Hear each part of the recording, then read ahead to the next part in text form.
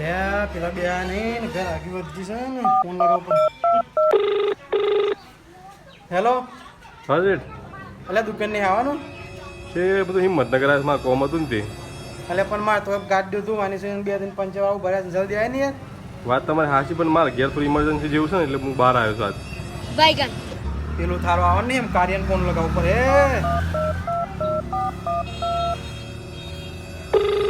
hello હા શેઠ